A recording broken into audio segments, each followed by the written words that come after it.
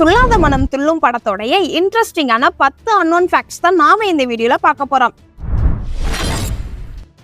Director எழில் இயக்கிய 1999ல love and drama படமா வெளிவந்திருக்குது துள்ளாத மனம் துள்ளும். இந்த படத்துல விஜய், சிம்ரன், மணிவண்ணன், தாமு, வையாபுரின்னு இன்னும் பலர் இந்த படத்துல நடிச்சிருக்கிறாங்க. ஆர்.பி. சௌத்ரி தயாரிச்சு எஸ்.ஏ. ராஜ்குமார் இசையமைச்சு கொடுத்திருக்கிறாரு இந்த படத்துக்கு. படம் 29 ஜனவரி 1999ல வெளியாகி 200 நாட்களுக்கு மேல ஓடி பாக்ஸ் ஆபீஸ் கலெக்ஷனும் ஆயிருக்குது. டைரக்டர் எழில் சார்லி சாப்ளினோடைய சிட்டி லைட்ஸ்ல ஒரு படத்தை பார்த்திருக்கிறாரு. அந்த படத்துல இம்ப்ரெஸ் ஆகி அந்த படத்துல இருக்கிற மெயின் கான்செப்டை மட்டும்தான் மையமா வச்சு இந்த துள்ளாத மனம் துள்ளும் படத்தை உருவாக்கலாம்னு முடிவு பண்ணியிருக்கிறாரு.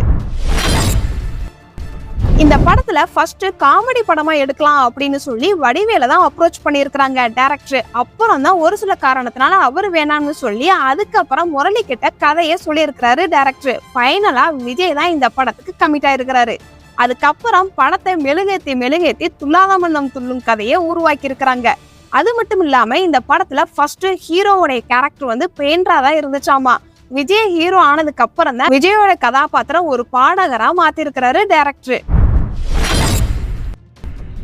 ஃபர்ஸ்ட் இந்த படத்துக்கு ருக்மணிக்காகன்னு பேர் வச்சிருக்காங்க. அதுக்கப்புறம் ப்ரொடக்ஷன்ல இருந்து இந்த பேர் வேணான்னு சொல்லி துள்ளாத மனம் துள்ளும்னு டைட்டில செலக்ட் பண்ணியிருக்கிறாங்க இந்த படத்துக்கு. படம் ரிலீஸுக்கு முன்னாடியே படத்துல விஜயோட அம்மா கேரக்டர் ரோல்ல யார் நடிக்க போறான்னு மீடியால பரபரப்பா பேசப்பட்டு வந்திருக்குது. ஆனா கடைசியில எந்த நடிகையுமே அம்மாவுடைய கேரக்டர்ல நடிக்கல. ஆனாலும் அந்த கேரக்டர் படத்துல முக்கியமான கேரக்டரா அமைஞ்சிருக்குது. இந்த படத்துல ஹீரோயின் சிம்ரன் நடிச்சிருப்பாங்க. ஆனா ஆரம்பத்துல ஹீரோயினா ரம்பாவை தான் அப்ரோச் பண்ணி இருந்திருக்கிறாங்க. அன்னைக்கு காலகட்டத்துல பிஸியா இருந்ததுனால இந்த படத்துல நடிக்க முடியாம போயிருச்சு ரம்பானால. அதுக்கப்புறம் தான் சிம்ரன் இந்த படத்துக்கு கமிட் ஆயிருக்கிறாங்க. டான்ஸ் மாஸ்டர் ராஜசுந்தரம் விஜயோடைய ஃபர்ஸ்ட் டைமா இந்த படத்துல வர துட்டு சாங்ல கோரியோகிராஃபி பண்ணியிருக்கிறாரு. ஆரம்பத்துல இந்த படத்துல பாடல்கள் எதுவும் இல்லாம தான் படத்தை எடுக்க பிளான் பண்ணி இருந்திருக்கிறாங்க. ஆனா விஜய் கமிட் ஆனதுக்கு அப்புறம் தான் சாங்ஸ் வச்சிருக்கிறாங்க. விஜய் தான் இந்த படத்துல பாடல் வேணும்னு சொன்னாராம். அது போக விஜய்க்காக தான் இந்த படத்துல 2 ஃபைட் சீன் வச்சிருக்கிறாங்க.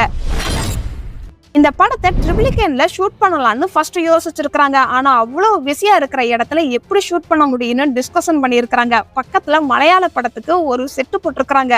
அதுல கொஞ்சம் ட்ரிபிளிகேன் மாதிரி சேஞ்ச் பண்ணி செட்டை போட்டு படத்தை ஷூட் பண்ண ஆரம்பிச்சிருக்கிறாங்க. படத்துல வர முக்கால்வாசி சீனுமே செட்டு தான். படத்துடைய தீம் பாடலா மேகமாய் வந்து பாடல் 1997ல பாகிஸ்தானின் ஜூனன் இசைக்குழு பாடிய சயோனி உருது பாடல்ல இருந்து இம்ப்ரெஸ் பண்ணி எடுத்திருக்கிறாரு. பாடலை பதிவு செஞ்சதுக்கு அப்புறம் தான் தெரியுது கண்ணெதிரே தோன்றினால இருந்து சலோமியா பாடலுக்கு தேவா அதே டியூனை பயன்படுத்திருக்கிறாரு அப்படின்னு. இந்த படத்துடைய மியூசிக் டைரக்டர் ராஜ்குமார் கவலைப்படாதன்னு சொல்லிட்டு இன்னிசை பாடி வருங்கிற டியூனை கொடுத்திருக்கிறாரு. 3 அவார்டு இந்த படத்துக்காக வாங்கியிருக்கிறாங்க. இது சிறந்த திரைப்படம் ஆர்.பி. சௌத்ரிக்கும், சிறந்த நடிகை சிம்ரனுக்கும், எம்ஜிஆர் கௌரவ விருது விஜய்க்கும் கொடுத்திருக்கிறாங்க. இதெல்லாம் இந்த படத்தை பத்தி எனக்கு தெரிஞ்ச அன்னோன் ஃபேக்ட்ஸ். இந்த மாதிரி வீடியோவுக்கு சப்ஸ்கிரைப் பண்ணுங்க. டாடா பாய்.